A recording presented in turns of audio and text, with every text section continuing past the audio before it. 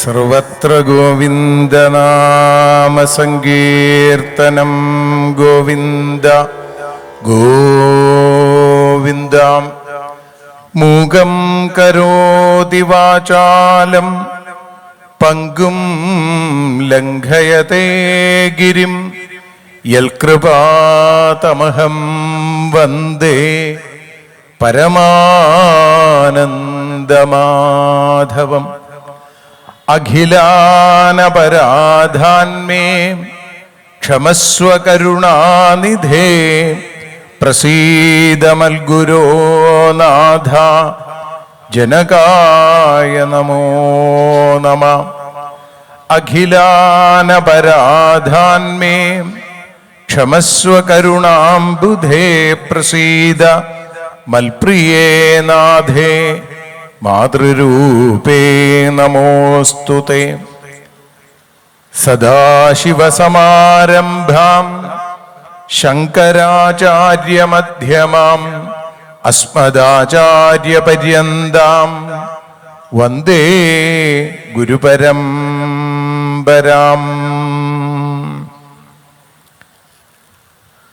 കൃഷ്ണൻ എന്നുടെ മാനസേ നിറയണം, കണ്ണീരുമാഞ്ഞിടണം, കൃഷ്ണൻ നൽകണമെന്നുമേ സുഖദമാം സമ്പത്തുമൈശ്വര്യവും. കൃഷ്ണൻ എന്നുടെ ഈശ്വരൻ ഗുരുവരൻ സ്നേഹിച്ചൊരാത്താതനും കൃഷ്ണൻ തന്നെ എനിക്കു വിശ്വമഖിലം കൃഷ്ണ തൊഴുന്നേനഹം. പീതാംബരം കരവിരാജിത ശംഖചക്ര കൗമോദഗീ സരസിജം കരുണാസമുദ്രം രാധാസഹായം അതിസുന്ദരമന്ദഹാസം വാതാലയേശം അനിശം ഹൃദി ഭാവയാമി. സർവത്ര ഗോവിന്ദനാമസങ്കീർത്തനം ഗോവിന്ദ ഗോവിന്ദ.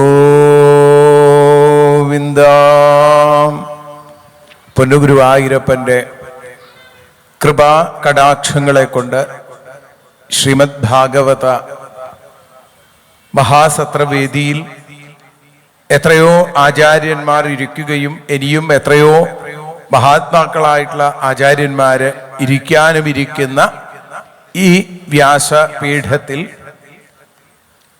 വേദവ്യാസ വിരചിതമായ ശ്രീമദ് ഭാഗവതത്തെ അധികരിച്ച് ബ്രഹ്മപുത്രനായ നാരദന് ബ്രഹ്മദേവൻ ബ്രഹ്മേശനായിരിക്കുന്ന ഭഗവാനെ കുറിച്ച് പറഞ്ഞുകൊടുത്ത പകർന്നുകൊടുത്ത ഭാഗങ്ങൾ അനുസ്മരിക്കാനാണ് ഇവിടെ അവസരം ലഭിച്ചിട്ടുള്ളത്.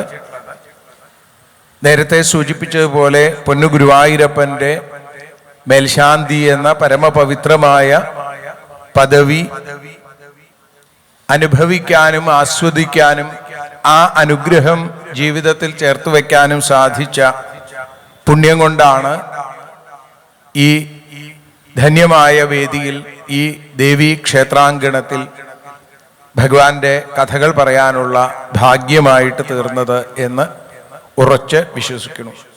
സാഹിത്യം തീരെയില്ല, കഥകൾ പറയവെ സംശയം തീരുകില്ല, സംഗീതം തോന്നുകില്ല, കവിതയുണരുവാൻ സംസ്കൃതം തീരെയില്ല, എന്നിട്ടും നിന്റെ പുണ്യകഥകൾ പറയുവാനെത്തിയോരെൻ്റെ ഉള്ളിൽ വാക്കായി നീ തന്നെയെത്തൂ പവനപുരപതേ കൃഷ്ണ കാരുണ്യസിന്ധു എന്ന പ്രാർത്ഥനയോടുകൂടി ഈ 3 അധ്യായങ്ങളെ ദ്വിതീയ സ്കന്ധത്തിലെ ബ്രഹ്മനാരദ സംവാദ രൂപത്തിലുള്ള 3 അധ്യായങ്ങളെ ഒന്ന് അനുസ്മരിക്കുക.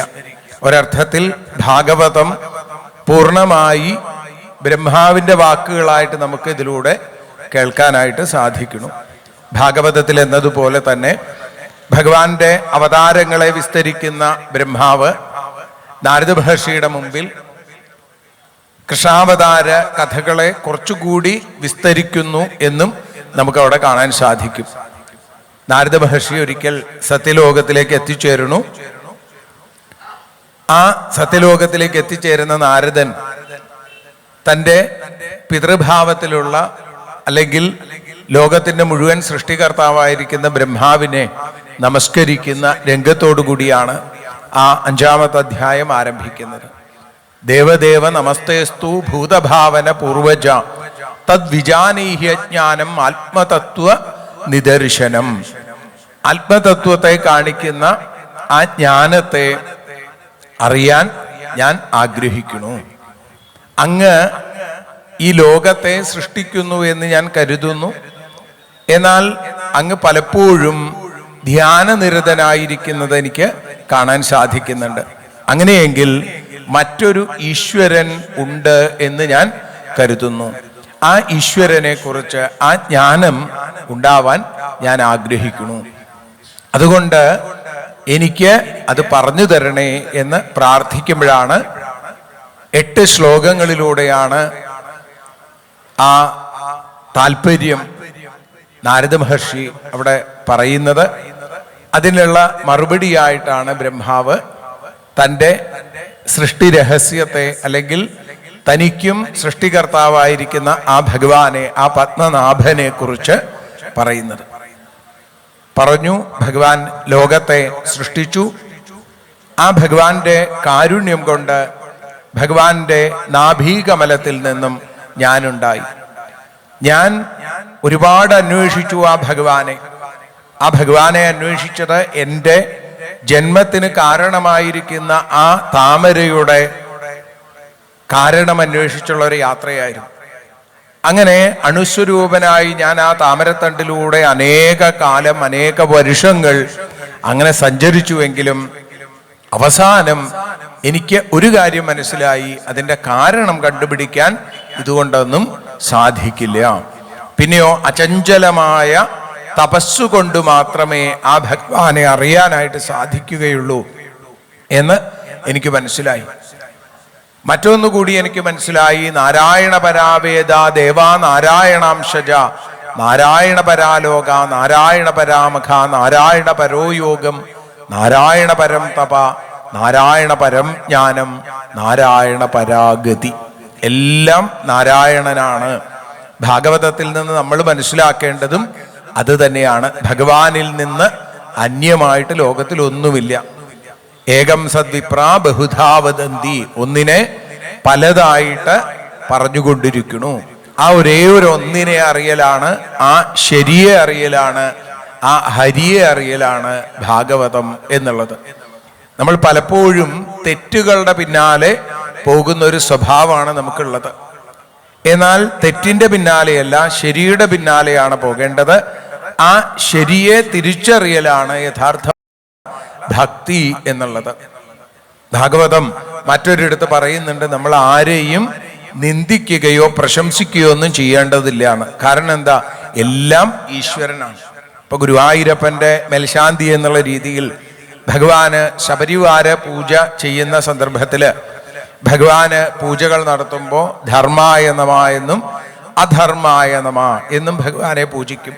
ജ്ഞാനായ നമ അജ്ഞാനായ നമ, വൈരാഗ്യായ നമ അവൈരാഗ്യായ നമ, ഈ രീതിയിൽ. അപ്പൊ ഭഗവാനല്ലാതെ ഈ ലോകത്തിൽ ഒന്നും തന്നെയില്ല. കഴിഞ്ഞ ദിവസം ആരാധ്യനായ സ്വാമി രമണചരണ തീർത്ഥ, നമുക്കൊക്കെ സുപരിചിതനായ നൊച്ചൂർ സ്വാമി പറയുകയുണ്ടായി. അദ്ദേഹം പറഞ്ഞത്, കുട്ടിക്കാലം മുതൽ തന്നെ അമ്മമാര് കുട്ടികൾക്ക് അറിയാതെ വലിയൊരു തത്വം പറഞ്ഞു കൊടുക്കണമെന്നാണ്. എന്താ പറഞ്ഞു കൊടുക്കണത്? അവർക്ക് ഈ താരാട്ടുപാട് പാടിക്കൊണ്ടിരിക്കുമ്പോ ആരാരോ എന്ന് പറഞ്ഞിട്ടാണ് താരാട്ടുപാട്, അല്ലേ? അപ്പൊ നീ ആരാണ് എന്നുള്ളൊരു ചോദ്യം ആ കുട്ടിയിലേക്ക് അറിയാതെയാണെങ്കിൽ, നമ്മൾ അതൊന്നും വിചാരിച്ചിട്ടാവില്ല, പക്ഷേ സജ്ജനങ്ങൾക്ക്, പുണ്യവാന്മാരായിട്ടുള്ള ആളുകൾക്ക്, ഭാഗവതന്മാർക്ക് അതൊക്കെ തോന്നും. അപ്പൊ ഇതേപോലെ നമ്മളെക്കുറിച്ചുള്ളൊരു ചിന്തയാണ് ഭാഗവതം. അത് സ്വാർത്ഥപരമായിട്ടുള്ള ചിന്തയല്ല, നിസ്വാർത്ഥമായിട്ടുള്ള ചിന്ത. അപ്പൊ ഇവിടെ ബ്രഹ്മാവ് നാരദനോട് പറഞ്ഞു, ഈ ലോകം മുഴുവൻ ഭഗവാനാണ്, ഭഗവാനിൽ നിന്ന് അന്യമായി ഒന്നും തന്നെയില്ല. ഇത് ഭഗവാൻ പറഞ്ഞു കൊടുക്കുന്നത്, ബ്രഹ്മാവിന് പറഞ്ഞു കൊടുക്കുന്നത് ഭാഗവതത്തിന്റെ രീതിയിലൂടെ കടന്നു പോകുമ്പോ ഇനി അടുത്ത പ്രഭാഷകനാണ് അതിനെക്കുറിച്ച് നമുക്ക് പറഞ്ഞു തരിക അല്ലെ. ചതുശ്ലോകി ഭാഗവതത്തിലാണ് ഞാൻ മാത്രമേ ഉള്ളൂ എന്ന് ഭഗവാൻ പറഞ്ഞു കൊടുക്കുന്നത്. അതിനെയാണ് ബ്രഹ്മാവ് നാരദന് പറഞ്ഞു കൊടുക്കുന്നത്. ആ നാരദനാണ് പിന്നീട് വേദവ്യാസന് പറഞ്ഞു കൊടുക്കുന്നത്. പക്ഷെ ഭാഗവതത്തിന്റെ ഒരു രീതിയിൽ ആദ്യം നാരദൻ വേദവ്യാസന് പറഞ്ഞു കൊടുക്കുന്നതാണ് നമ്മൾ ആദ്യം കേട്ടത്. ആ വേദവ്യാസനത് ശ്രീശുഖൻ ബ്രഹ്മർഷിക്ക് പറഞ്ഞു കൊടുത്തതും കേൾക്കണു, അല്ലെങ്കിൽ അതാണ് കേട്ടുകൊണ്ടിരിക്കുന്നത്. അപ്പൊ ഇവിടെ ബ്രഹ്മാവ് പറഞ്ഞു, ആ ഭഗവാൻ സൃഷ്ടിച്ചതിനെ ഞാൻ കാണിച്ചു കൊടുക്കുന്നു എന്ന് മാത്രമേ ഉള്ളൂ. ഏതുപോലെ എന്നാണെങ്കിൽ, ഒരു വസ്തു ഇരുട്ടത്ത് കിടക്കുന്നുണ്ട്, അതിനെ കാണണമെങ്കിൽ എന്ത് വേണം? അവിടേക്ക് ആ വസ്തുവിലേക്ക് വെളിച്ചം ഉണ്ടാവണം. ആ വസ്തു അവിടെ കിടക്കുന്നുണ്ട് എന്ന് കാണിക്കുന്ന വെളിച്ചമാണ് ഞാൻ. ഭഗവാൻ സൃഷ്ടിച്ചതിനെ ഞാൻ സൃഷ്ടിച്ചതായി തോന്നുന്നു എന്ന് മാത്രമേ ഉള്ളൂ എന്ന് അവിടെ പറഞ്ഞു കൊടുത്തു. എന്നിട്ട് പറയുകയാണ്, ഇതൊക്കെ നമുക്ക് അറിയാൻ സാധിക്കുന്നു എങ്കിൽ പോലും കേവലമായിട്ടുള്ള ഈ അറിവ് കൊണ്ട് അനുഭവജ്ഞാനം ഉണ്ടാവുകയില്ല എന്ന് അവിടെ സൂചിപ്പിച്ചു. പറയുകയാണ്, പുരുഷസ്യ മുഖം ബ്രഹ്മക്ഷത്രം മേതസ്യ ബാഹവ ഊർവോർ വൈശ്യോ ഭഗവത പദ്ഭ്യാം ശൂദ്രോഭ്യജായത. പുരുഷ സൂക്തത്തിൽ പറയുന്നത് പോലെ ഭഗവാന്റെ മുഖം ബ്രാഹ്മണനും, കൈകൾ ക്ഷത്രിയനും, തുടകൾ അത് വൈശ്യനും, പാദങ്ങൾ ശൂദ്രനുമാണ്.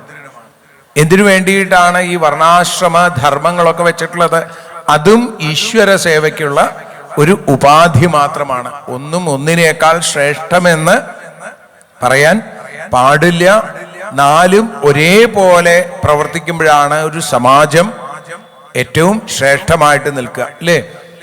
ബ്രാഹ്മണര് മാത്രമുള്ളത് കൊണ്ട് കാര്യമില്ല, ക്ഷത്രിയര് മാത്രമുള്ളത് കൊണ്ട് കാര്യമില്ല, വൈശ്യനും ശൂദ്രനും മാത്രമുള്ളത് കൊണ്ട് കാര്യമില്ല. നാല് ഭാവങ്ങളും നാല് രൂപങ്ങളും ഒരേപോലെ പ്രവർത്തിക്കുമ്പോഴാണ് അത് ഏറ്റവും ഉദാത്തമായി തീരുന്നത്. അതേപോലെ തന്നെയാണ് ബ്രഹ്മചാരി, വാനപ്രസ്ഥൻ, സന്യാസി, അതേപോലെ ഗൃഹസ്ഥൻ എന്നീ നാല് തരത്തിലുള്ള ആശ്രമങ്ങളുടെയും അതേപോലെ സ്ത്രീ പുരുഷ ഭാവത്തിൻ്റെയും ഒക്കെ ആത്യന്തികമായിട്ടുള്ള ലക്ഷ്യം എന്താണ്?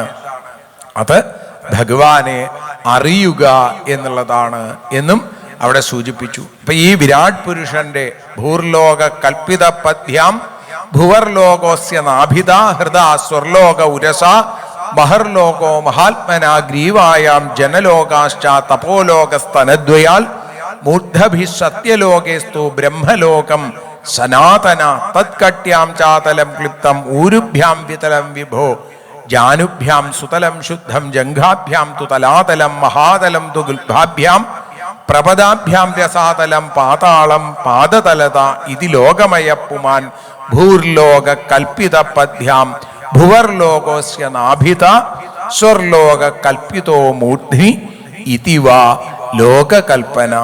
ആ വിരാട് സ്വരൂപത്തിന്റെ അവയവങ്ങളായി 14 ലോകങ്ങളെയും സൂചിപ്പിച്ചു. ഭൂമിക്ക് മുകളിലുള്ള 6 ലോകങ്ങൾ, ഭൂമിക്ക് താഴെയുള്ള അതലം വിതലം സുതലം തലാതലം മഹാതലം രസാതലം പാതാളം എന്നിങ്ങനെയുള്ള 7 ലോകങ്ങൾ. ഈ ലോകങ്ങളിൽ മുഴുവൻ നിറഞ്ഞു നിൽക്കുന്ന ഭഗവാന്റെ അവയവങ്ങളായിട്ട് നമ്മൾ കൽപ്പിക്കുന്നു എന്ന് മാത്രമേ ഉള്ളൂ. ഭഗവാൻ എല്ലായിടത്തും നിറഞ്ഞു നിൽക്കുന്ന ചൈതന്യമാണ്. അതുകൊണ്ടാണ് ആ ഭഗവത് സ്വരൂപത്തെ സത്യം എന്ന് പറയുന്നത്.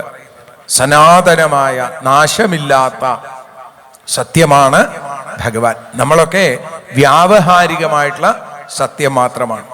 നമ്മളുടെ സത്യത്തിന് കുറച്ചു സമയേ നിലനിൽപ്പുള്ളൂ, അല്ലേ? ഒരു 100 വർഷം മുമ്പ് നമ്മൾ സത്യമല്ല, ഇനി ഒരു 100 വർഷം കഴിഞ്ഞാലും നമ്മൾ സത്യമല്ല. നമ്മൾ നശിക്കുന്നതാണ്, നാശമുള്ളതാണ്. എന്നാൽ അനശ്വരമായ, അക്ഷയമായ, അച്യുതമായ ഒരു ശക്തി അത് ഭഗവാൻ മാത്രമാണ്. ആ ഭഗവാനെ നമുക്ക് അറിയാൻ വേണ്ടി പല പല രൂപത്തിൽ നമ്മൾ ആരാധിക്കുന്നു. അതിപ്പോ കൃഷ്ണനായിട്ടാവാം, രാമനായിട്ടാവാം, ഇവിടെ ഈ ക്ഷേത്രത്തിൽ മിന്നിത്തിളങ്ങുന്ന ജഗദീശ്വരി ഭഗവതിയായിട്ടാവാം. അപ്പോ വൈഷ്ണവമായും ശൈവമായും ശാക്തേയമായും നമ്മൾ ആദരിക്കുന്ന, നമ്മൾ പൂജിക്കുന്ന, നമ്മൾ സ്തുതിക്കുന്ന ചൈതന്യങ്ങൾ ഒക്കെ ഒന്ന് തന്നെ. എന്നാൽ നമുക്ക് വേണ്ടി ഭഗവാൻ അത്തരത്തിൽ പല പല അവതാരങ്ങൾ എടുത്തു. ആ അവതാരങ്ങൾ അതിൽ പ്രധാനപ്പെട്ടതിനെ നമ്മൾ പ്രത്യേകമായിട്ട് കാണുന്നു. എല്ലാം ഈശ്വരനാണ് എന്ന് പറഞ്ഞാലും ചിലയിടത്ത് പ്രത്യേകമായിട്ട് നമുക്ക് അത് അനുഭവപ്പെടണം. എല്ലായിടത്തും ഈശ്വരൻ ഉണ്ടെങ്കിലും അത് നമുക്ക് അനുഭവപ്പെടാത്തത് ഈശ്വരീയതയുടെ കുറവ് കൊണ്ടല്ല, നമ്മുടെ കുറവ് കൊണ്ടാണ് എന്ന് തിരിച്ചറിയുക. അപ്പൊ ഇത്തരത്തിൽ പറഞ്ഞു, സകലതും ഭഗവാൻ തന്നെയാണ്. സുരാസുര നരാനാഗ ഖഗാ മൃഗ സരീസൃപ ഗന്ധർവ അപ്സരസോ യക്ഷ രക്ഷോ ഭൂതഗണോരഗ പശവ പിതരസിദ്ധ വിദ്യാധ്രാശ്ചാരണാദ്രുമ എന്ന് വേണ്ട സകല ചരാചരങ്ങളും ഭഗവാനാണ്. ഈ തിരിച്ചറിവ് അത് ഉണ്ടാവാൻ വേണ്ടിയിട്ടാണ് അവതാരങ്ങളെ കുറിച്ച് പ്രത്യേകമായിട്ട് പറയണമെന്ന് പറയണത്. ഇപ്പൊ ഭക്തിക്ക് ഭാഗവതം വലിയ പ്രാധാന്യം കൊടുക്കുന്നു എന്ന് നമുക്ക് കാണാൻ സാധിക്കും. ഭക്തിയുടെ ഒരു അനുഭവ തലത്തിലേക്ക് നമുക്ക് എത്തണമെങ്കിൽ ഭഗവത് സ്വരൂപങ്ങളെ സ്തുതിക്കുകയും അതിനെ നമിക്കുകയും ഭക്തജനങ്ങളുമായിട്ടുള്ള സംസർഗം ഉണ്ടാവുകയും വേണം. അപ്പൊ ആ ഭഗവാന്റെ അവതാര ലീലകളെ യസ്യാവതാര കർമാണി ഗായന്തി ഹസ്മൽ ആദയഃ നയം വിദന്തി തത്വേന തസ്മൈ ഭഗവതേ നമ എന്ന് ബ്രഹ്മാവ് ആ നാരദ മഹർഷിയുടെ മുമ്പിൽ ഭഗവാന്റെ അവതാര രംഗങ്ങളെ അവതരിപ്പിച്ചും കൊണ്ട് പറയുന്നു. ഇവിടെ ഭഗവാൻ അവതാരങ്ങൾ അവതാരോ ഹ്യസംഖ്യേയ മറ്റൊരു സ്ഥലത്ത് ഭാഗവതത്തിൽ പറയുന്നു. ഇത്ര അവതാരങ്ങൾ എന്ന് പറയാൻ സാധിക്കില്ല, എല്ലാം ഭഗവാന്റെ അവതാരങ്ങൾ തന്നെയാണ്. എങ്കിലും ഇവിടെ പറഞ്ഞു വിരാട് സ്വരൂപത്തെ ആദ്യ അവതാരമായിട്ട് കണക്കാക്കുന്നു. ആദ്യോവതാര പുരുഷ പരസ്യ കാലസ്വഭാവ അസത്മനശ്ച ദ്രവ്യം വികാരോ ഗുണ ഇന്ദ്രിയാണി വിരാട് സ്വരാഷ്ണു ഭൂമ്ന. എന്നിട്ട് പറഞ്ഞു അപ്പൊ ആ ഭഗവാനാണ് ഈ ലോകത്തെ നിയന്ത്രിക്കുന്നത്. അങ്ങനെയുള്ള ഭഗവാന്റെ അവതാരങ്ങളെ കേട്ട് കഴിഞ്ഞാൽ, അവതാര രംഗങ്ങളെ അനുസ്മരിച്ചാൽ ഉള്ളിൽ ഭക്തി ഉണ്ടാവും. അപ്പൊ അതിന് അനുകൂലമായിട്ടുള്ള ഘടകങ്ങളിൽ ഒന്ന് അല്ലെങ്കിൽ പ്രധാനപ്പെട്ടതാണ് ഭഗവാന്റെ അവതാര കഥകളെ കേൾക്കുക എന്നുള്ളത്. പ്രഹ്ലാദൻ ലോകത്തിന് അവതരിപ്പിക്കുന്ന നവധാഭക്തിയുടെ ആദ്യത്തിൽ നമ്മൾ കേൾക്കുന്നത് അതാണ്, ശ്രവണം. ശ്രവണത്തിലൂടെയാണ് കീർത്തനത്തിലേക്ക് നമുക്ക് എത്തിച്ചേരാൻ സാധിക്കുക. 9 പടികൾ, സോപാനത്തിന്റെ 9 പടികൾ കയറി ആ ഭഗവത് സ്വരൂപത്തെ അനുഭവിക്കണം എന്നുണ്ടെങ്കിൽ ആദ്യം നമ്മൾ എന്ത് വേണം? അത് ശ്രവണമാണ്. ഇതാണ് നാരദൻ ബ്രഹ്മാവിൽ നിന്ന് കേട്ടുകൊണ്ടിരിക്കുന്നത്. ഇപ്പൊ ശ്രവണത്തിന്റെ പ്രത്യേകത അതെങ്ങനെ വേണമെന്ന സാവധാനതയാ ശൃണു, ശ്രദ്ധയോടുകൂടി കേൾക്കുക. ഭഗവാന്റെ കഥകളൊക്കെ കേൾക്കുമ്പോൾ അനിതര സാധാരണമായിട്ടുള്ള ശ്രദ്ധയും ആ ശ്രദ്ധയിൽ നിന്നുണ്ടാകുന്ന ഭക്തിയും ഉണ്ടെങ്കിൽ മാത്രമേ അതിനെ മനസ്സിലാക്കാൻ സാധിക്കുള്ളൂ, അല്ലേ? മനസ്സിരുത്തി കേൾക്കണം. മനസ്സ് അവിടെ ഇരിക്കണം. മനസ്സിങ്ങനെ ഓടിക്കളിക്കുന്നതാണ്, നമ്മൾ പറയുമ്പോൾ അങ്ങനെയാണ്, അല്ലേ? മനസ്സിരുത്തി കേൾക്കണം. മനസ്സ് എങ്ങോട്ടെന്നില്ലാതെ ഓടിക്കൊണ്ടിരിക്കും. ഇവിടെ ഇരിക്കുന്ന എൻ്റെ മനസ്സ് മറ്റു പലതിലും വ്യാപരിക്കും, കേൾക്കുന്ന നിങ്ങളുടെ മനസ്സ് മറ്റു പലതിലും വ്യാപരിക്കും. പക്ഷേ പരിപൂർണമായ ശ്രദ്ധയോടുകൂടി മനസ്സിനെ ഇവിടെ പിടിച്ചു നിർത്താൻ സാധിച്ചാൽ തീർച്ചയായും ഈ അനുഭവം നമുക്ക് ഓരോരുത്തർക്കും ഉണ്ടാവും. അപ്പൊ ഈ മനസ്സ് കടിഞ്ഞാണില്ലാത്ത കുതിരകളെ പോലെ ഇങ്ങനെ ഓടിക്കൊണ്ടിരിക്കുന്നതാണ്. ഈ സന്ദർഭത്തെക്കുറിച്ചല്ല, നാളെക്കുറിച്ചും മറ്റന്നാളെക്കുറിച്ചും അടുത്ത വർഷത്തെക്കുറിച്ചും ഒക്കെ മനസ്സ് വ്യാപരിച്ചു കൊണ്ടിരിക്കും. അപ്പൊ ഈ മനസ്സിനെ, ഈ കടിഞ്ഞാണില്ലാത്ത കുതിരകളെ നിയന്ത്രിക്കാൻ നമ്മളെപ്പോലുള്ള സാധാരണ ആളുകൾക്ക് സാധിക്കില്ല. അപ്പൊ പിന്നെ ഏറ്റവും എളുപ്പമായിട്ടുള്ള വഴി എന്താ? അത് ഏറ്റവും ഒരു വണ്ടി ഓടിക്കാൻ നമുക്ക് കഴിവില്ലെങ്കിൽ വണ്ടി ഓടിക്കാൻ അറിയുന്ന ആളുടെ കയ്യിൽ ഏൽപ്പിക്കുക. അപ്പൊ നമ്മുടെ ജീവിതമാകുന്ന ഈ രഥത്തിൽ മനസ്സാകുന്ന കുതിരകൾ കടിഞ്ഞാണില്ലാതെ നിൽക്കുക കൂടിയാണെങ്കിൽ കുറച്ചുകൂടി ബുദ്ധിമുട്ടാണ്. അപ്പൊ അതിനെ എന്ത് ചെയ്യണം? അതിന് കടിഞ്ഞാണിടാനും ആ കടിഞ്ഞാൺ വേണ്ട പോലെ നിയന്ത്രിക്കാനും സാധിക്കുന്ന ഒരു സാരഥിയെ ഏൽപ്പിക്കണം. ആ സാരഥിയാണ് ഭഗവാൻ, അല്ലെ? പാർത്ഥ സാരഥിയാണ്. നരന് ആ നാരായണൻ സാരഥിയായി വന്നപ്പോ എല്ലായിടത്തും വിജയമുണ്ടായി എന്ന് കാണിക്കുന്നു. വിജയൻ എന്ന നാമം അർജുനന് പൂർണ്ണമായും ആ അക്ഷരാർത്ഥത്തിൽ വേണ്ട പോലെ എത്തിക്കാൻ സാധിച്ചതിന് കാരണം വിജയ സാരഥിയായി ആ ഭഗവാൻ ഉണ്ടായിരുന്നു എന്നാണ്. ആ ഭഗവാനാണ് നമ്മളെ മുന്നോട്ട് കൊണ്ടുപോകുന്നത്. അപ്പൊ അങ്ങനെയുള്ള ആ ഭഗവാന്റെ കഥകൾ കേൾക്കുക, ശ്രദ്ധയോടുകൂടി കേൾക്കുക, ഭക്തിയോടുകൂടി കേൾക്കുക, ഉള്ളു ശുദ്ധമാക്കി വെച്ച് കേൾക്കുക. ഏതുപോലെ? ഓടക്കുഴലിനെ പോലെ. ഓടക്കുഴലിന്റെ രീതി അതാണ്. ഓടക്കുഴലിന്റെ ഉള്ളിലൊന്നുമില്ല. ഓടക്കുഴൽ ആദ്യം വിചാരിച്ചു, ഞാനിങ്ങനെ ഈ മുളങ്കൂട്ടങ്ങൾക്കിടയിൽ നിന്ന് താഴെ വീണ് കിടന്നപ്പോ ആരോ വന്ന് എൻ്റെ ദേഹത്ത് ചുട്ടുപഴുപ്പിച്ച് ഇരുമ്പ് കമ്പികൾ കുത്തിയിറക്കി. വല്ലാത്ത വേദന തോന്നിയെങ്കിലും അത് ആ വേദന മാറുന്നതിനുള്ള ഔഷധമായി എൻ്റെ ആ ദ്വാരങ്ങളിലൊക്കെ ഭഗവാന്റെ ആ കണ്ണനാമുണ്ണിയുടെ കരാങ്കുലികൾ തൊട്ടു തലോടിയപ്പോ അവിടുത്തെ ആ അധരം എൻ്റെ ഒരു ദ്വാരത്തിലേക്ക് ചേർത്ത് വെച്ച് അവിടുന്ന് ശ്വാസനിശ്വാസങ്ങളെ കടത്തിവിട്ടപ്പോ അപ്പോഴാണ് ഓടക്കുഴലിന് മനസ്സിലായത്, ഇതെന്റെ വലിയ ഭാഗ്യമാണ്. എന്തുകൊണ്ടാണ് ഓടക്കുഴലിനെ ഭഗവാൻ സ്വീകരിച്ചത് എന്നാണെങ്കിൽ ഓടക്കുഴലിന്റെ ഉള്ളിൽ ഒന്നുമില്ലായിരുന്നു എന്നാണ്. ഒന്നുമില്ലായ്മയാണ് ഭഗവാൻ ഏറ്റവും ഇഷ്ടം. നമ്മുടെ ഉള്ളിൽ കാമം, ക്രോധം, ലോഭം, മോഹം, മദം, മാത്സര്യം തുടങ്ങിയ ആ മാലിന്യങ്ങൾ ഉണ്ടെങ്കിൽ ഭഗവാനെ നമുക്ക് കിട്ടില്ല. മറിച്ച് അതൊക്കെ ഈ ഭക്തി കൊണ്ട് ഇങ്ങനെ കഴുകി കഴുകി കഴുകി ഭക്തിയാകുന്ന ഭക്തിധാരയിൽ, ആ അശ്രുധാരയിൽ കഴുകിക്കളഞ്ഞാൽ മനസ്സ് വളരെ ശുദ്ധമായിട്ട് തീരും. ആ ശുദ്ധമായ മനസ്സ്, മാലിന്യങ്ങളില്ലാത്ത ആ മനസ്സ് മരതകമണിവർണ്ണനായ ഭഗവാൻ കാണും, നമ്മളെ എടുക്കും. നമ്മളിൽ നിന്ന് വളരെ മനോഹരമായിരിക്കുന്ന ജീവിതഗന്ധിയായ രാഗസുരഭിലമായ സംഗീതം നമ്മളിൽ നിന്ന് ഉണ്ടാവുകയും ചെയ്യും.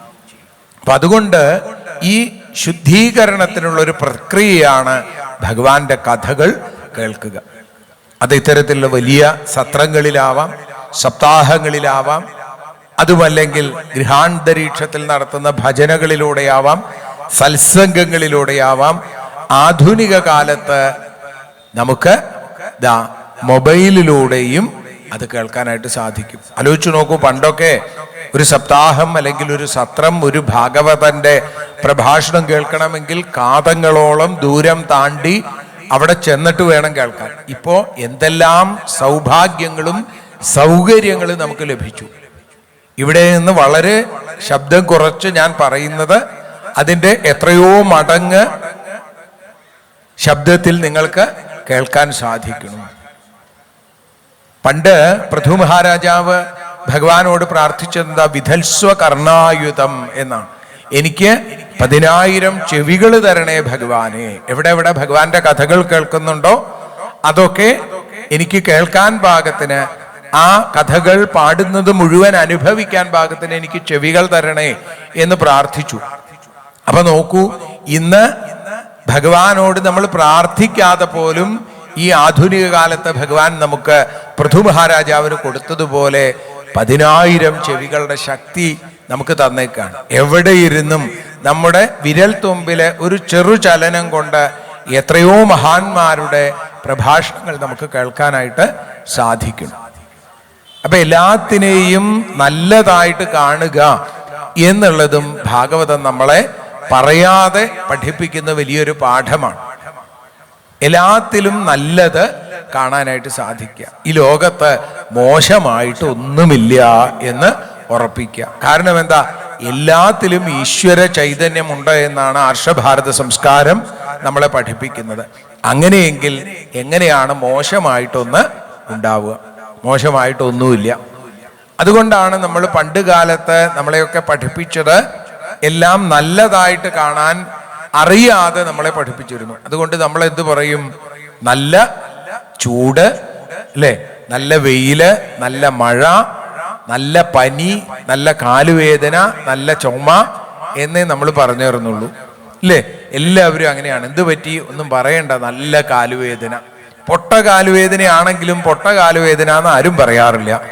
നല്ല മഴ എന്നേ പറയാറുള്ളൂ, നല്ല വെയില് എന്നേ പറയാറുള്ളൂ, നല്ല ഉഷ്ണുണ്ട് അല്ലേ. അപ്പൊ ഇങ്ങനെയൊക്കെയാണ് നല്ലതേ പറയാറുള്ളൂ. പക്ഷേ നമ്മുടെ മനസ്സ് മാറി തുടങ്ങിയപ്പോ എന്തായി? നമ്മൾ ഇതിനെയൊക്കെ നല്ലത് എന്ന് പറയാതെയായി തുടങ്ങി പലപ്പോഴും. അപ്പൊ നമ്മൾ എന്തൊക്കെ പറഞ്ഞു തുടങ്ങി? നമ്മൾ പറഞ്ഞു അയ്യോ ഒടുക്കത്തെ ചൂട്, നശിച്ച മഴ എന്നൊക്കെ പറയാൻ തുടങ്ങി. അപ്പൊ അതുകൊണ്ട് എന്തായി? അതൊക്കെ നമുക്കും നാശത്തിന് കാരണമായി എന്ന് ചുരുക്കം. നല്ലതായിട്ട് കാണാൻ സാധിക്കുക. ഏതൊന്നിലും നല്ലതുണ്ട്, നല്ലതില്ലാതെ ലോകത്തിലൊന്നും തന്നെയില്ല. അതിൽ തന്നെ വളരെ ശ്രേഷ്ഠമെന്ന് പൂർവികന്മാര് അല്ലെങ്കിൽ നമ്മുടെ പൂർവസൂരികളായിട്ടുള്ള ആചാര്യന്മാര് പറഞ്ഞു തന്നതാണ് ഭഗവാന്റെ അവതാരങ്ങളെ കുറിച്ചുള്ളത്. ഇപ്പൊ ബ്രഹ്മാവ് പറഞ്ഞു യത്രോദ്യതക്ഷിതലോദ്ധരണായ ബിഭ്രൽ ക്രൗഡീം തനും സകലയജ്ഞമയും അനന്ത അന്തർമഹാർണവ ഉപാഗതമാതിദൈത്യം തം ദംഷ്ട്രയാദ്രിം ഇവ വജ്രധരോ ദദാര.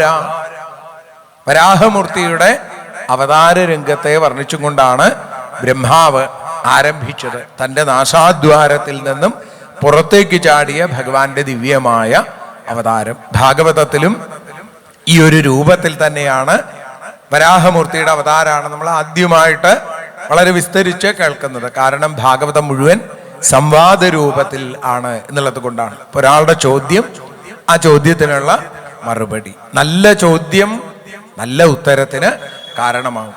ഏറ്റവും നല്ല രീതിയിൽ ചോദ്യം ചോദിക്കാൻ സാധിക്കുന്ന ഭഗവത് ഭക്തനായ പരീക്ഷിത്തുള്ളത് കൊണ്ടാണ് ശ്രീശുക ബ്രഹ്മ മഹർഷിക്ക് ഭഗവത് കഥകളെ ഇത്ര ഭംഗിയായിട്ട് പറയാൻ സാധിച്ചത്.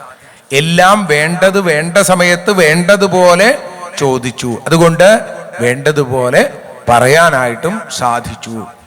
പിന്നെ രുചി പ്രജാപതിയുടെയും ആകൂതിയുടെയും പുത്രഭാവത്തിൽ ഭഗവാൻ യജ്ഞൻ എന്ന പേരിൽ അവതരിച്ചു എന്ന് പറഞ്ഞു. അപ്പൊ യജ്ഞനെ നമ്മൾ അതൊക്കെ വളരെ വിസ്തരിച്ചു കേൾക്കും. പുത്രികാധർമ്മം അനുസരിച്ച് സ്വയംഭൂമനുവിനെ തന്നെ തിരിച്ചു കൊടുത്തു എന്നുള്ളതൊക്കെ കേൾക്കും. പിന്നെ അടുത്തതായിട്ട് പറഞ്ഞു കർദമ പ്രജാപതിയുടെയും ദേവഹൂതിയുടെയും പുത്രഭാവത്തിൽ ഭഗവാൻ കപിലനായി അവതരിച്ചു. കപിലോപദേശം. ഇതൊക്കെ ഓരോ അവതാര രംഗങ്ങളെ കുറിച്ച് കേൾക്കുമ്പോഴും ആ രംഗം മാത്രമല്ല, ആ ഭഗവാൻ ആടിയ ലീലകളും നമ്മുടെ ഉള്ളിലേക്ക് കടന്നു വരും, അല്ലെങ്കിൽ കടന്നു വരണം. അതിനുശേഷം അത്രിയുടെ പുത്രഭാവത്തിൽ ഭഗവാൻ ദത്താത്രേയനായി അവതരിച്ചത് പറഞ്ഞു. അതേപോലെ തന്നെ ഭഗവാൻ ധർമ്മന്റെയും ആ ദക്ഷൻ പുത്രിയായിരിക്കുന്ന മൂർത്തിയുടെയും ധർമ്മന്റെയും പുത്രഭാവത്തിൽ നരനാരായണന്മാരായി ഭഗവാൻ അവതരിച്ചു. അതേപോലെ തന്നെ അപ്പോ നരനാരായണ ഋഷീശ്വരന്മാരുടെ തപസ്സിന്റെ ശക്തി ഒക്കെ അവിടെ സൂചിപ്പിച്ചു. പിന്നീട് പറഞ്ഞ കഥ ധ്രുവന്റെ കഥയാണ്, അല്ലെങ്കിൽ ധ്രുവന്റെ മുമ്പിൽ ഭഗവാൻ അവതരിച്ചത്. ധ്രുവന്റെ കഥ കേൾക്കുമ്പോൾ വളരെ നമ്മൾ നേരത്തെ പറഞ്ഞ നന്മയുടെ അംശത്തെ കാണാനുള്ള ഒരു മനസ്സ്, അതാണ് ധ്രുവനെ ഈ നിലയിലേക്ക് എത്തിച്ചത്. ആർക്കാണ്? സുനീതി എന്ന പേരിനെ അന്വർത്ഥമാക്കുന്ന സ്വഭാവമുള്ള ഒരു അമ്മ.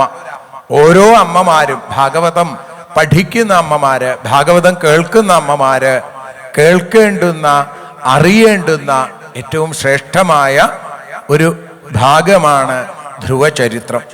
ആ സുനീതിയെ പോലെ നോക്കൂ, തപസാരാധയ, ആ തപസ്സുകൊണ്ട് ഭഗവാനെ ആരാധിക്കൂ എന്ന് സുരുചി ചീത്ത പറഞ്ഞതാണെങ്കിലും, അല്ലെ ചീത്ത പറഞ്ഞു എന്നാണ് നമ്മളൊക്കെ പറയുക, പക്ഷെ അത് ചീത്ത പറഞ്ഞതല്ല, നല്ലതാണ് പറഞ്ഞത് ആ അമ്മ എന്ന് സുനീതി പറഞ്ഞു കൊടുത്തു. അതുകൊണ്ട് അച്ഛൻ്റെ മടിയിൽ കയറിയിരിക്കാൻ മോഹിച്ച ധ്രുവന് ലോകത്തിൻ്റെ നെറുകയിൽ കയറിയിരിക്കാൻ സാധിച്ചു. സുനീതിയുടെ മനസ്സ്, സുനീതി പുത്രനായ ആ ധ്രുവനെ എന്താക്കി തീർത്തു? സ്റ്റാറാക്കി മാറ്റി, അല്ലേ, നക്ഷത്രമാക്കി മാറ്റി. നമ്മുടെ എല്ലാ അമ്മമാരുടെയും താല്പര്യം കുട്ടികളൊക്കെ സ്റ്റാർ ആവണം എന്നാണ്. ഇവിടെ ധ്രുവനെ സ്റ്റാർ ആക്കി സുനീതയുടെ മനസ്സ്. അതുകൊണ്ടാണ് ചെറിയമ്മ പറഞ്ഞതാണ് ശരി, ആ ഭഗവാനെയാണ് ആരാധിക്കേണ്ടത് എന്ന് പറഞ്ഞത്. പിന്നെ അതിനുശേഷം നാഭിയുടെയും മേരുദേവിയുടെയും പുത്രഭാവത്തിൽ ഭഗവാൻ ഋഷഭൻ എന്ന പേരിൽ അവതരിച്ചതായിട്ട് പറഞ്ഞു. പിന്നെ ഹയഗ്രീവനായിട്ട് ഭഗവാൻ അവതരിച്ചത്, അതേപോലെ തന്നെ മത്സ്യമായി ഭഗവാൻ അവതരിച്ചത്. സത്യവ്രതൻ എന്ന രാജർഷിയുടെ കൈക്കുടന്നയിൽ തർപ്പണത്തിനെടുത്ത വെള്ളത്തിൽ ഭഗവാൻ മത്സ്യമായിട്ട് അവതരിച്ചു. അതേപോലെ തന്നെ ഹയഗ്രീവൻ എന്ന ഒരു അസുരനെ നിഗ്രഹിച്ച് വേദങ്ങളെ തിരിച്ചെടുത്ത് ബ്രഹ്മാവിന് നൽകി എന്നുള്ളത് പറഞ്ഞു. പിന്നീട് പറഞ്ഞു ക്ഷീരോദധൗ അമരദാനവയൂഥപാനാം ഉന്മഗ്നതാം അമൃതലബ്ധയ ആദിദേവ പൃഷ്ഠേന കക്ഷപവപുർവിദധാരഗോത്രം നിദ്രാക്ഷണോദ്രി പരിവർത്തകഷാണ കണ്ടു. സാക്ഷാൽ ഭഗവാൻ ആമയായി അവതരിച്ച് അമരന്മാരുടെ ആമയത്തെ തീർത്ത് അവർക്ക് അമൃത് പകർന്നു കൊടുത്തതായിട്ടുള്ള രംഗം വർണ്ണിച്ചു. അതിനുശേഷം ബ്രഹ്മാവ് പിന്നീട് പറഞ്ഞു ത്രൈവിഷ്ടപോരു ഭയഹാസ നൃസിംഹരൂപം കൃത്വാഭ്രമൽ ഭൃകുടിദംഷ്ട്രകരാളവക്ത്രം ദൈത്യേന്ദ്രമാശു ഗദയാഭിപദന്തമാരാൽ ഊരൗ നിപാത്യ വിദധാര നഖൈ സ്ഫുരന്തം. നീട്ടി വളർത്തിയ തൻ്റെ നഖങ്ങളെ കൊണ്ട് തൻ്റെ പാർശ്വതന്മാരിൽ ഒരുവനായ ആ ഹിരണ്യകശിപുവിന്റെ മാറ് കീറി രക്തം പാനം ചെയ്ത ഭഗവാന്റെ കഥ. പ്രഹ്ലാദനോട് കാണിച്ച വാത്സല്യ ഭാവം അതേപോലെ ഹിരണ്യകശിപുവിനോടും കാണിച്ചു എന്നാണ് സജ്ജനങ്ങൾ പറയുക. നേരത്തെ പറഞ്ഞില്ലേ, നല്ലത് കാണുക. ഹിരണ്യകശിപുവിനെ നിഗ്രഹിച്ചു എന്നല്ല പറയേണ്ടത്, മറിച്ച് അനുഗ്രഹിച്ചു. ജന്മലാഭ പരപുംസാം അന്തേ നാരായണ സ്മൃതി എന്ന് ഈ സ്കന്ധത്തിന്റെ ആദ്യത്തിൽ ശ്രീ ശിവബ്രഹ്മർഷി പറയുന്നുണ്ട്.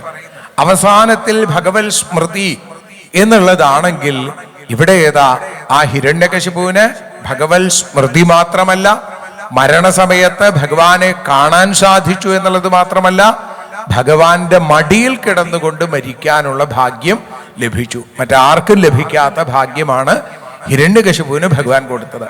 അപ്പൊ നോക്കൂ, ഭഗവാനെ സ്മരിക്കുന്നവർക്കൊക്കെ ആ സ്മരണയ്ക്ക് തുല്യമായ വരം കൊടുത്തും അവർക്ക് മരണം നൽകിയും ഭഗവാൻ അനുഗ്രഹിച്ചു കൊണ്ടിരിക്കുന്നു. പിന്നെയോ അതേപോലെ തന്നെ ഗജേന്ദ്രൻ, ആ ആനരാജാവ് നാരായണാഖില ഗുരോ ഭഗവൻ നമസ്തേ എന്ന് പ്രാർത്ഥിച്ചപ്പോ അവിടേക്ക് ഭൂരികാരുണ്യവേഗാൽ ഓടിയെത്തി ഭഗവാൻ ആ ആനയെ രക്ഷിച്ചു. എന്നിട്ടോ തന്റെ സ്വരൂപം നൽകി അനുഗ്രഹിച്ചു. ഹസ്തേ പ്രഗൃഹ്യ ഭഗവാൻ കൃപയോജഹാര. ആനരാജാവ് അവിടെ ഭഗവാനെ 14 അക്ഷരങ്ങളെ കൊണ്ട് നാരായണാഖില ഗുരോ ഭഗവൻ നമസ്തേ എന്ന് പ്രാർത്ഥിച്ചപ്പോ ആ ദന്തിക്ക് ഭഗവാൻ സാരൂപ്യമുക്തി കൊടുത്ത് അനുഗ്രഹിച്ചു. മറ്റൊരു ദന്തി ഇവിടെ പ്രാർത്ഥിച്ചതുപോലെ സാക്ഷാൽ കുന്തിദേവി അവിടെ പ്രാർത്ഥിക്കണുണ്ട് ഭഗവാന്റെ അടുത്ത്. വിശ്വേശ്വരാഖില ഗുരോ ഭഗവൻ നമസ്തേ കുന്തിസ്തുതിയുടെ അവസാനത്തിൽ നമുക്ക് കാണാൻ സാധിക്കാം. അവിടെ കുന്തിയാണെങ്കിൽ ഇവിടെ ദന്തിയുടെ കഥയാണ് ബ്രഹ്മാവ് സൂചിപ്പിച്ചത്.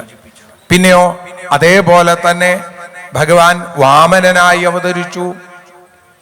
വാമന രൂപത്തിൽ അവതരിച്ച് ബലിയുടെ ദർപ്പത്തെ ഇല്ലാതെയാക്കി ബലിയെ മഹാബലിയാക്കി അനുഗ്രഹിച്ചു എന്ന് മാത്രമല്ല, നമ്മളൊക്കെ പലപ്പോഴും ഓണക്കാലത്ത് തെറ്റായി വ്യാഖ്യാനിക്കാറുള്ള ബലിവാമന ബന്ധത്തെ അത് ഭക്തിയുടെ കണ്ണിലൂടെ കണ്ടാൽ നമുക്ക് മനസ്സിലാവും. ഇത്രത്തോളം ഭക്തവാത്സല്യം പ്രഹ്ലാദനോട് പോലും ഭഗവാൻ കാണിച്ചില്ല. പ്രഹ്ലാദന്റെ പൗത്രനായ ബലിയോട് എന്താ പറഞ്ഞത്? ഞാൻ രക്ഷിഷ്യേ സർവതോഹം, ഞാൻ എല്ലാ സമയത്തും അങ്ങയെ രക്ഷിച്ചോളാം, അങ്ങയുടെ കൊട്ടാരത്തിന്റെ കാവൽക്കാരനായിട്ട് ഞാൻ നിന്നോളാം എന്ന് പറയുന്ന കാരുണ്യത്തെ നമ്മൾ പലപ്പോഴും വാമനമൂർത്തിയുടെ ചതിയായിട്ട് നമ്മൾ മലയാളികൾ കൊണ്ടാടുന്നു. കുറച്ചൊരു മാറ്റം വരണം. ഓരോ സന്ദർഭത്തിൽ നമുക്ക് ചിന്തകൾക്ക് കൂടി പ്രാധാന്യമുണ്ട് അവിടെ. അതിനുശേഷം പിന്നീട് ഭഗവാൻ ധന്വന്തരിയായി അവതരിച്ചു. എല്ലാ തരത്തിലുള്ള ദുഃഖങ്ങളെയും ഇല്ലാതെയാക്കാൻ, എല്ലാ തരത്തിലുള്ള രോഗങ്ങളെയും ഇല്ലാതെയാക്കാൻ നാംനാം പുരുരുജാം രുജ ആശുഹന്തി ധന്വന്തരിശ്ച ഭഗവാൻ സ്വയം. ആ ഭഗവാൻ ആയുർവേദത്തിന്റെ ആ ആചാര്യനായി ലോകം മുഴുവൻ ആദരിക്കുന്ന ഭഗവാൻ അവിടെ ധന്വന്തരിയായിട്ട് അവതരിച്ചു. പിന്നെ ആ കോപം കൊണ്ട് അന്ധത ബാധിച്ചവൻ എന്നതുപോലെ എന്തു ചെയ്തു?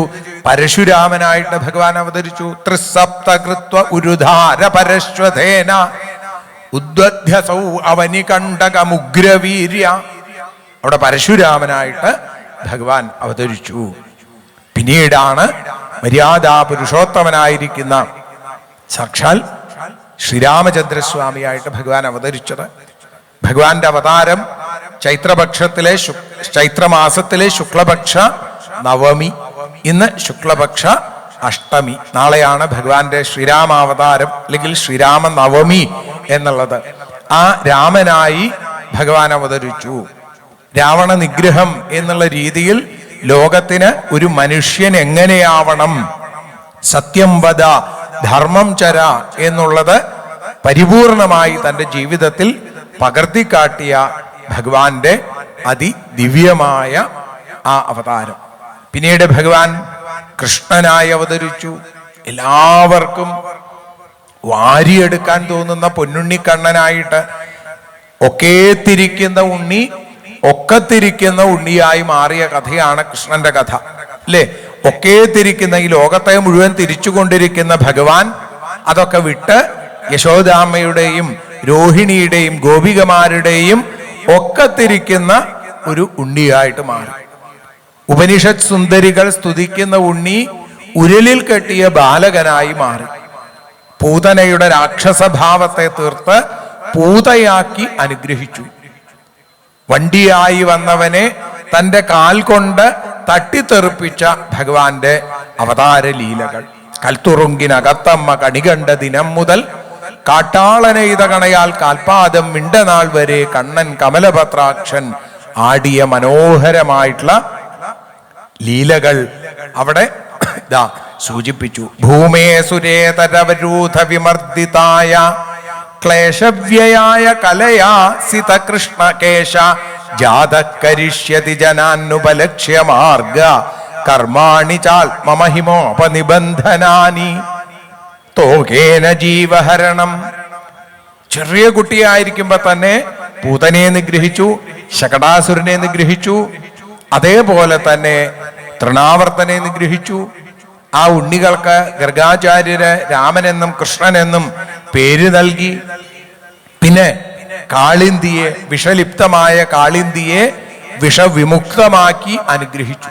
അപ്പൊ അതുകൊണ്ട് കൃഷ്ണൻ ഏറ്റവും ഉദാത്തമായ പരിസ്ഥിതിവാദി കൂടിയാണ് എന്ന് നമുക്ക് മനസ്സിലാക്കാൻ സാധിക്കുന്നു. ആധുനിക കാലത്ത് ഇത്തരത്തിലുള്ള കാളിയന്മാര് 1000 ഭണങ്ങൾ ഉയർത്തിക്കൊണ്ട് നമ്മുടെ പുഴകളെയും തോടുകളെയും ഒക്കെ മലിനപ്പെടുത്തുമ്പോൾ ആ കാളിയ ഭാവം നമ്മളിലുമുണ്ട് എന്ന് ഒരു തിരിച്ചറിവ് നമുക്കെങ്കിലും ഉണ്ടാവണം, അല്ലേ? നമ്മുടെയൊക്കെ രീതി എന്ന് വെച്ചാൽ നമ്മുടെ പറമ്പിൽ ഒന്നും ഇടാൻ വയ്യ, പുറത്തു കൊണ്ടുപോയി, അല്ലെ, പുഴയിലോ തോട്ടിലോ ഒക്കെ കൊണ്ടുപോയി അതിനെ മലിനമാക്കുന്ന കാളിയന്മാരുടെ സ്വഭാവം നമ്മുടെ ഉള്ളിലുണ്ട്. അപ്പൊ ഈ കാളിയൻ തല പൊക്കണുണ്ടോ എന്ന് നമ്മൾ ഇടയ്ക്കിടയ്ക്ക് നോക്കണം നമ്മുടെ ഉള്ളില്. അപ്പൊ ഈ പാമ്പ് തല പൊക്കുമ്പോ എന്താ വഴി? നാമം ജപിച്ചാൽ മതി. ഭഗവാന്റെ നാമം ജപിച്ചാൽ എവിടെ വിളി പൊങ്ങുന്നിതവിടെ ഭഗവാൻ വരും. അപ്പൊ ഭഗവാനെ വിളിക്കുക, കാളിയമർദ്ദന സ്വരൂപ എന്ന് വിളിക്കുമ്പോ അഹങ്കാരത്തിന്റെ ഭണത്തിന് മുകളിൽ തന്റെ കുഞ്ഞിതൃപാദങ്ങൾ ചേർത്ത് വെക്കാൻ ഭഗവാൻ തീർച്ചയായിട്ടും എത്തും. അപ്പൊ ഇടയ്ക്കിടയ്ക്ക് എങ്ങോട്ട് നോക്കണം? മനസ്സിലേക്ക് നോക്കണം. നമ്മുടെ അഹങ്കാരത്തിന്റെ ആ പാമ്പ് തല പൊക്കണുണ്ടോ എന്ന്. ഏറ്റവും വലിയ പാമ്പിന്റെ പേര് തന്നെ എന്താണ്? അനക്കണ്ട എന്നാണ്. അപ്പൊ അനക്കണ്ടോ നോക്കണം ഈ പാമ്പിന്. ഇങ്ങനെ അനക്കണ്ടെന്ന് തോന്നിക്കഴിഞ്ഞാൽ ഭഗവാനെ വിളിക്കുക. അപ്പോ ഭഗവാൻ വന്ന് ആ അനക്കമൊക്കെ ഇല്ലാതെയാക്കും. ചഞ്ചലമായ മനസ്സിനെ അചഞ്ചലമാക്കുന്നവനാണ് ചഞ്ചല നേത്രനായിരിക്കുന്ന ആ ഭഗവാൻ. അപ്പൊ ആ ഭഗവാനെ പ്രാർത്ഥിക്കുക. കാളിയമർദ്ദനം എന്ന ആ മനോഹരമായ ലീല നമുക്കതാ കാണിച്ചു തരണത്. കാളിയന്റെ ആ ഭണങ്ങൾക്ക് മുകളിൽ കയറിയിരുന്ന കാരുണ്യ സ്വരൂപൻ കാളിയ മർദ്ദനത്തിന് തയ്യാറായി. കാളിയ മർദ്ദനത്തോടൊപ്പം അതിമനോഹരമായൊരു നർത്തനം കൂടി കാണിച്ചു കൊടുക്കാമെന്ന് തീർച്ചപ്പെടുത്തിയ ഭഗവാൻ ഭണത്തിന് മുകളിൽ കയറി കാളിയന്റെ വാലിൽ ഇങ്ങനെ പിടിച്ചു പൊക്കിയപ്പോ കാളിയൻ ഉയർന്നുയർന്നു വന്നു. അപ്പോഴാണ് ബലരാമസ്വാമി കരയിൽ നിൽക്കുന്ന എല്ലാവരോടും പറഞ്ഞ് കാണിച്ചു കൊടുത്തത് അഗ്രേ പശ്യാമി, ഇതാ കണ്ടോളൂ എന്ന് പറഞ്ഞു. അപ്പൊ ആദ്യം എന്താ കണ്ടത്? പട്ടേരിപ്പാട് 1000 ശ്ലോകങ്ങളിലൂടെ എഴുതിയത് 1000 നാവുള്ള അനന്തൻ അന്നേ പാടിയതാണെന്ന് സജ്ജനങ്ങൾ പറയാറുണ്ട്. ആദ്യം എന്ത് കണ്ടു? മയിൽപീലി കണ്ടു. അങ്ങനെ കണ്ട് കേശാദിപാദം പൊന്നിൻ ചിലമ്പിട്ട ആ പാദാരവിന്ദം ഭവസിന്ധുബോധം എന്ന് കർദമ പ്രജാപതി സ്തുതിക്കുന്ന ഭഗവാന്റെ കാല് വരെ കാണാൻ സാധിച്ചു. അങ്ങനെ കാളിയമർദ്ദന ലീലയാടി ഭഗവാൻ. അതിനുശേഷം ആ വരുണപാശത്തിൽ നിന്ന് നന്ദനെ മോചിപ്പിച്ചതായിട്ടുള്ളത്, അഗ്നി പാനം ചെയ്തതായിട്ടുള്ളത്, ദേവേന്ദ്രന്റെ അഹങ്കാരത്തെ ഇല്ലാതെയാക്കാൻ ആ ഗിരീന്ദ്രനെ തന്റെ കൈവിരലിൽ ഉയർത്തി നിന്ന് ഗോവർദ്ധന ഗിരിധാരിയായി മാറിയ ഭഗവാന്റെ ലീല. ധർത്തോച്ഛിലേന്ദ്രം ഇവ സപ്തദിനാനി സപ്തവർഷോ മഹീന്ദ്രം അനഘൈകരേ സലീലം. ലീലയായിട്ട് ഭഗവാൻ ഏകഹസ്തേന ലീലയ, ഒറ്റക്കൈ കൊണ്ട് കാളിയമർദ്ദനം, ആ ലീലയെ ഒറ്റക്കൈ കൊണ്ട് ഭഗവാൻ ഗോവർദ്ധനത്തെ ഉയർത്തിപ്പിടിച്ചതായിട്ടുള്ള രംഗം. പിന്നെ സാക്ഷാൽ കാമദേവനെ പോലും തോൽപ്പിച്ച ഭഗവാന്റെ രാസലീല. രാസലീലയുടെ മഹത്വം ഭാഗവതത്തിന്റെ സാരലീലയാണ് രാസലീല എന്ന്. അപ്പൊ ഈ രാസലഹരി അതിൽ പെട്ടിരിക്കുകയാണ് ഇപ്പോഴത്തെ യുവത്വം മാത്രമല്ല പല ആളുകളും. ഈ രാസലഹരിയിൽ നിന്ന് രക്ഷപ്പെടണമെങ്കിൽ എന്ത് വേണം? ഈ രാസലഹരിയിലേക്ക് എത്തിച്ചേരണം, ഹരിനാമലഹരിയിലേക്ക് എത്തിച്ചേരണം, ഈ രസസിന്ധുവിൽ മുങ്ങാറാവണം. ഭാഗവതം പഠിപ്പിച്ചു തരുന്നു. ഗോപികമാരാകുന്ന നദികൾ ഭഗവാനാകുന്ന ആ മഹാസമുദ്രത്തിലേക്ക് ഒഴുകിയെത്തി ഒന്നായിത്തീരുന്ന ജീവാത്മാ ബ്രഹ്മാത്മാ ഐക്യത്തിന്റെ ഏറ്റവും ഉദാത്തമായിട്ടുള്ള കഥയായിട്ടുള്ള രാസലീല. പിന്നീട് മധുരയിലേക്ക് പോകുന്നു. അവിടെ വെച്ച് നിരവധിയായിരിക്കുന്ന ആ കംസഭൃത്യന്മാരെ മാത്രമല്ല, ഏറ്റവും ഒടുവിൽ കംസനെയും ഭഗവാൻ നിഗ്രഹിക്കുന്നതായിട്ടുള്ള കംസവധം. ഹിരണ്യകശിപുവിന്റെ കഥ പറഞ്ഞതുപോലെ തന്നെ ഭഗവാൻ കംസനെ നിഗ്രഹിച്ചപ്പോ കംസനും കിട്ടി പരമമായ പുണ്യം. ഭഗവാനെ മാറത്ത് കണ്ടുകൊണ്ട്, ആ മാറത്ത് കംസന്റെ മാറിടത്തെ തന്റെ സിംഹാസനമാക്കി മാറ്റിയ കംസാരിയായിരിക്കുന്ന ഭഗവാന്റെ ആ ദിവ്യമായ സ്വരൂപത്തെ കണ്ടുകൊണ്ട് കംസനും, കംസവധം എന്നാണ് നമ്മൾ പറയാറില്ലെങ്കിലും കംസനും മോക്ഷം കൊടുത്തു. കാലനേമി എന്ന അസുരൻ കംസനായി മാറി. ഇപ്പതാ ആ കണ്ണന്റെ തൃക്കൈ കണ്ഠത്തിൽ ഇങ്ങോട്ട് ചേർന്നതോടുകൂടി കംസനും കിട്ടി മോക്ഷം. പിന്നീട് എത്ര കഥകളാണ് അല്ലേ? പറഞ്ഞാലും തീരാത്ത കഥകൾ. ഒരു പക്ഷേ ഈ ഭാഗം എന്നുള്ളത് ഒരു ഭാഗവത സപ്താഹത്തിൽ പൂർണ്ണമായി പറയേണ്ട ഭാഗങ്ങളാണ്. ബ്രഹ്മാവ് നാരദന് ഉപദേശിച്ച രീതിയിൽ നമുക്കും ഇവിടെ അനുഭവിക്കാനായിട്ട് സാധിച്ചത്. പിന്നീട് ഭഗവാൻ മധുരയിൽ നിന്ന് ആ സന്ദീപനി മഹർഷിയുടെ ആശ്രമത്തിൽ പോയി 64 ദിവസം കൊണ്ട് 64 കലകളും സ്വായത്തമാക്കി. അതിനു മുമ്പേ തന്നെ ഭഗവാനെ കുറിച്ച് ഭാഗവതം പറയുന്നുണ്ട്. കാളിയമർദ്ദന രൂപൻ ഭഗവാൻ ആടുമ്പോ അഖില കലാദി ഗുരുർന്ന നർത്ത, സകല കലകളുടെയും ഗുരുവായ ഭഗവാൻ നൃത്തം വെച്ചു എന്നാണ്. അങ്ങനെയുള്ള ഭഗവാനാണ് ഇപ്പോ സാന്ദീപനി മഹർഷിയെ അനുഗ്രഹിക്കാൻ ശിഷ്യഭാവത്തിൽ അവിടേക്ക് ചെന്നതും അവിടെ ചെന്ന് പഠിച്ചു എന്ന് നടിച്ച്. കാരണം ഭഗവാന് പ്രത്യേകമായിട്ടൊന്നും പഠിക്കാനില്ല. പക്ഷേ സജ്ജനങ്ങൾ ഈ ലോകത്തിന്റെ ലോകമര്യാദ നിലനിർത്താൻ വേണ്ടിയിട്ട് ഇങ്ങനെ ലീലകളാടുന്നു. പിന്നീട് ചെയ്ത പ്രവൃത്തി സാക്ഷാൽ ആ യമധർമ്മനെയും കാലനെയും തോൽപ്പിച്ച ഭഗവാന്റെ കാരുണ്യത്തിന്റെ കാലസ്വരൂപയുടെ കഥ. അതാണ് ഗുരുപുത്രനെ തിരിച്ചു കൊണ്ടുവന്ന് ഗുരുനാഥന് ഗുരുദക്ഷിണയായിട്ട് നൽകിയത്. പറഞ്ഞു അവിടെ അല്ലേ, മച്ഛാസന പുരസ്കൃത എന്നാണ്, എൻ്റെ ശാസനയാണ് എന്ന് പറഞ്ഞുകൊണ്ടാണ് ഭഗവാൻ ആ ഉണ്ണിയെ തിരിച്ചു കൊണ്ടുവരുന്നത്. പിന്നീട് ദ്വാരക നിർമ്മിക്കുന്നത് മുചുകുന്ദനോട് ഭഗവാൻ പറയുന്നുണ്ട്, മാം പ്രപന്നോ ജനകശ്ചിൽ ന ഭൂയോർഹതി ശോചിത്തും, എന്നെ ആശ്രയിക്കുന്ന ആളുകൾക്ക് ഒരിക്കലും ദുഃഖിക്കേണ്ടി വരില്ല. ഭാഗവതത്തിന്റെ സാരമാണ് ഭഗവാൻ ഈ വരികളിലൂടെ പറഞ്ഞു തരുന്നത്. അത് കേട്ട ശ്രുത്വാ ഗുണാൻ ഭുവന സുന്ദര ലക്ഷ്മീ ദേവി ആയിരിക്കുന്ന രുക്മിണി പറഞ്ഞു, ഇത് മനസ്സിലാക്കിയിട്ട് കേട്ട് കേട്ട് കേട്ട് മനസ്സിലാക്കിയിട്ട് ആ രുക്മിണി ഭഗവാനെ ആശ്രയിച്ചു.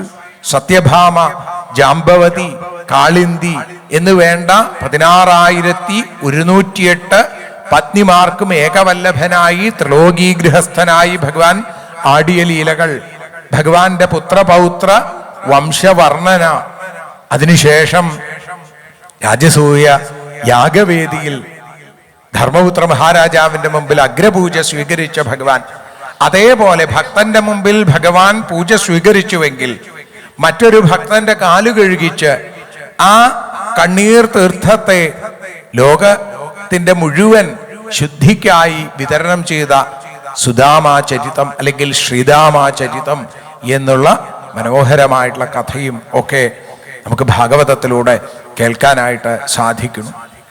അങ്ങനെയുള്ള ആ ഭാഗവതത്തെ തൻ്റെ ആ സൃഷ്ടികർത്താവായിരിക്കുന്ന ഭഗവാൻ 4 ശ്ലോകങ്ങളിലൂടെ പകർന്നു തന്നതിനെ 3 അധ്യായങ്ങളിലൂടെ അവിടെ ബ്രഹ്മാവ് നാരദ മഹർഷിക്ക് ഉപദേശിച്ചു കൊടുത്തു. അതിൻ്റെ ഒടുവിൽ ബ്രഹ്മാവ് പറയുന്നു, ഞങ്ങളെപ്പോലുള്ള ആചാര്യന്മാരോടും നിങ്ങളെപ്പോലുള്ള ശ്രോതാക്കളോടുമൊക്കെ ഭഗവാൻ വക്താവിനോടും ശ്രോതാവിനോടും സംശയലേശമെന്നേ ശങ്കാലേശമെന്നേ ബ്രഹ്മാവ് പറയുകയാണ്, ഇതം ഭാഗവതം നാമ യത്മേ ഭഗവതോദിതം സംഗ്രഹോയം വിഭൂതീനാം ത്വമേതദ് വിപുലീകുരു യഥാ ഹരോ ഭഗവതി നൃണാം ഭക്തിർഭവിഷ്യതി സർവാത്മന്യഖിലാധാരേ ഇതി സങ്കൽപ്യവർണ്ണയാ. ഭാഗവതം കയ്യിലെടുക്കുമ്പോ ഓർമ്മിക്കേണ്ടുന്ന ബ്രഹ്മവാണിയാണ് ഇത്. എന്താ ബ്രഹ്മാവ് പറഞ്ഞത്? ഇതാണ് ഭഗവാനിൽ നിന്ന് എനിക്ക് ലഭിച്ച ഭാഗവതം. ഭാഗവതം എന്താണ്? ഭഗവൽ കഥകളുടെ സാരം. അപ്പൊ ഈ ഭഗവൽ ലീലകൾ നിങ്ങൾക്ക് എങ്ങനെ വേണമെങ്കിലും ഇതിനെ വിപുലീകരിച്ചോളൂ. ഞാനിപ്പോ ഇത് ചുരുക്കിയാണ് പറഞ്ഞത്. ത്വമേതദ് വിപുലീകുരു, നിങ്ങൾ ഇതിനെ വിസ്തരിച്ചു പറഞ്ഞോളൂ. അതുകൊണ്ട് സജ്ജനങ്ങളൊക്കെ ഇതിന് പലപ്പോഴും ഉപകഥകളൊക്കെ പറഞ്ഞു എന്ന് വന്നേക്കാം. പക്ഷേ ആ യാഥാർത്ഥ്യത്തിൽ നിന്ന് വിട്ടുപോകരുത്. അതിനു വേണ്ടിയിട്ടാണ് ബ്രഹ്മാവ് പ്രത്യേകമായിട്ട് പറഞ്ഞത്, യഥാ ഹരൗ ഭഗവതി നൃണാം ഭക്തിർഭവിഷ്യതി തഥാ. എങ്ങനെയാണെങ്കിൽ ഭഗവാനിൽ എങ്ങനെയാണോ ഭക്തി ഉണ്ടാവുക, ഭക്തിക്ക് പരമ പ്രാധാന്യം. ഭക്തിയെയും ജ്ഞാനത്തെയും രണ്ടായിട്ട് ആളുകൾ കാണാറുണ്ട്. ജ്ഞാനമുള്ളവന് ഭക്തിയുണ്ട്, ഭക്തിയുള്ളവന് ജ്ഞാനവുമുണ്ട്. രണ്ടും വേറെ വേറെയല്ല, ഒന്ന് തന്നെയാണ്. ഭഗവാനിലുള്ള ആസക്തിയാണ് യഥാർത്ഥ ഭക്തി. അത് ജ്ഞാനമുള്ളവൻ, ഭഗവാനെ അറിഞ്ഞവനെ ഭഗവാനിൽ ആസക്തി ഉണ്ടാവുള്ളൂ. ആ ഭഗവാനെ അറിഞ്ഞു കഴിഞ്ഞാൽ, ആ ജ്ഞാനമുണ്ടായാൽ മറ്റ് എല്ലാത്തിനോടും നമുക്ക് വിരക്തി ഉണ്ടാവുകയും ചെയ്യും. അങ്ങനെ അമ്മയായ ഭക്തിദേവിയും മക്കളായ ജ്ഞാനവൈരാഗ്യങ്ങളും നമ്മളോട് കൂടെ ചേരുമ്പോൾ, നേരത്തെ പറഞ്ഞതുപോലെ ഒരമ്മ മക്കളെ താലോലിക്കുന്നത് പോലെ ആ കണ്ണനാമുണ്ണിയെ, ഒക്കേത്തിരിക്കുന്ന ഉണ്ണിയെ ഒക്കത്തിരിക്കുന്ന ഉണ്ണിയായിട്ട് നമുക്ക് കൊണ്ടു നടക്കാനായിട്ട് സാധിക്കും. ചെറിയ കുട്ടികൾക്ക് കൂട്ടുകാരനായി അല്ലേ, യുവതികൾക്ക് അവരുടെ പ്രിയപ്പെട്ട ആ മന്മഥനായി, അച്ഛനമ്മമാർക്ക് സ്വന്തം ഉണ്ണിയായി, ആ രീതിയിലൊക്കെ ഭഗവാനെ കാണാനായിട്ട് സാധിക്കും. അതുകൊണ്ട് സർവാത്മന്യഖിലാധാരേ ഇതി സങ്കല്പ്യ വർണ്ണയ, വർണ്ണിക്കുമ്പോൾ ഇത് വിട്ടുപോവരുത്. ഭക്തിസൂത്രം, നാരദ മഹർഷി എഴുതിയ മഹത്തായ ഗ്രന്ഥം, ആ ഭക്തിസൂത്രത്തിൽ നിന്ന് വിട്ട് പോവാൻ പാടില്ല. എപ്പോഴും ഒരു ആധാരമുണ്ടാവണം. അത് ധരാപതിയായിരിക്കുന്ന, രാധാപതിയായിരിക്കുന്ന ആ ഭഗവാനാണ് നമുക്ക് എന്നും ആധാരമായിട്ടുള്ളത് എന്ന് പ്രാർത്ഥിക്കാം. ഇങ്ങനെ കൃഷ്ണേ യദ്യപവർഗേശേ ഭക്തി സ്യാൽ അനപായിനി, അനപായിനിയായ ഭക്തി ഉണ്ടാവാൻ. ഈ ഭഗവാന്റെ ലീലകളെ കേട്ടുകഴിഞ്ഞാൽ എന്താ? അതുകൊണ്ട് ശൃണ്വത ശ്രദ്ധയാ നിത്യം, വളരെ പ്രത്യേകമായിട്ട് ഭാഗവതം ബ്രഹ്മവാക്കുകളായിട്ട് ബ്രഹ്മവാണിയായിട്ട് പറഞ്ഞു തരുന്നു. മായ ആത്മാന മുഹ്യതേ, മായ നമ്മളെ ബാധിക്കുകയില്ല. നമുക്ക് മായ എന്താണെന്ന് പോലും അറിയില്ല, കാരണം അത്ര കണ്ട് നമ്മളെ ബാധിച്ചിരിക്കുന്നു. അത് മെല്ലെ മെല്ലെ മെല്ലെ മെല്ലെ ഇല്ലാതെയായി പോവാൻ ഈ മായാതീതനായ മരതകമണിവർണ്ണനായ കപടമാനുഷ വേഷധാരിയായ മരുതാലയേശ്വരനായിരിക്കുന്ന ആ പൊന്നു ഗുരുവായൂരപ്പന്റെ കാരുണ്യമുണ്ടെങ്കിൽ സാധിക്കും. ആ കഥകളെ കേട്ടോളൂ, ആവോളം ആവോളം പാനം ചെയ്തോളൂ. എത്രയായാലും അല്ലേ, മതിയാവണില്ല. ഭാഗവതമാകുന്ന പഴം എത്ര കഴിച്ചാലും മതി വരണില്ല. കാരണം എന്താ? ഇത് അത്രയും ശ്രേഷ്ഠമായിട്ടുള്ളതാണ്. ഭാഗവതമാകുന്ന പഴം നിഗമകൽപ്പതരോർഗളിതം ഫലം ശുകമുഖാദമൃതദ്രവ സംയുതം പിബത ഭാഗവതം രസമാലയം മുഹുരഹോ രസിക ഭുവി ഭാവുകാഹ. അല്ലയോ രസികന്മാരെ, അല്ലയോ ഭാഗ്യവാന്മാരെ, നിങ്ങൾ ഭഗവാന്റെ ആ ലീലകളെ നിറഞ്ഞിരിക്കുന്ന ഭാഗവതമാകുന്ന പഴം, രാധിക കഴിച്ച പഴം അല്ലെ, രാഗദ്വേഷം മാറ്റും പഴം, അങ്ങനെയുള്ള ഈ പഴം ആവോളം ആസ്വദിക്കാൻ നമുക്ക് ഓരോരുത്തർക്കും വലിയ ഭാഗ്യമായി എല്ലാ വർഷവും ശ്രീമദ് ഭാഗവതമാകുന്ന വർഷം നമുക്ക് പകർന്നു തന്നുകൊണ്ടിരിക്കുന്ന അഖില ഭാരത ഭാഗവത സത്ര സമിതിയുടെ നിസ്വാർത്ഥമായിട്ടുള്ള പ്രവർത്തനങ്ങളെ നമുക്കും അനുമോദിക്കാം. ആ അനുമോദനം അവർക്ക് എന്നെന്നും ഭഗവത് അനുഗ്രഹമായിട്ട് തീരട്ടെ എന്ന് പ്രാർത്ഥിക്കുന്നു. ഈ 42ാമത്തെ സത്രവേദിയിൽ ഈ ഉള്ളവനെ എത്തിച്ചതും ആ പാർത്ഥസാരഥി തന്നെയാണ്. ആ ഭഗവാന്റെ പാദാരവിന്ദങ്ങളിൽ ഈ അക്ഷരപ്പൂക്കളെ ഭക്തിയാദരങ്ങളോടുകൂടി സമർപ്പിക്കുന്നു. ഭഗവാൻ എല്ലാവരെയും അനുഗ്രഹിക്കട്ടെ എന്ന് പ്രാർത്ഥിക്കുന്നു. യദക്ഷരപദഭ്രഷ്ടം മാത്രാഹീനം തു യദ്ഭവേൽ തത്സർവം ക്ഷമ്യതാം ദേവ നാരായണ നമോസ്തുതേ. വിസർഗബിന്ദു മാത്രാണി പദപാദ അക്ഷരാണി ച ന്യൂനാനി ചാതിരിക്താനി ക്ഷമസ്വ പുരുഷോത്തമ. കായേന വാച മനസേന്ദ്രിയർവാ ബുദ്ധ്യാത്മനാ വാ അനുസൃത സ്വഭാവാൽ കരോമി യദ്യൽ സകലം പരസ്മൈ നാരായണായേതി സമർപ്പയാമി. സ്വസ്തി പ്രജാഭ്യ പരിപാലയന്താം ന്യായേന മാർഗേണ മഹിം മഹീഷ. ഗോബ്രാഹ്മണേഭ്യ ശുഭമസ്തു നിത്യം. ലോകാ സമസ്ത സുഖിനോ ഭവന്തു. ലോകാ സമസ്ത സുജനാ ഭവന്തു. ലോകാ സമസ്ത ത്വൽ ഭക്തിരതാ ഭവന്തു. ഹരേ കൃഷ്ണ.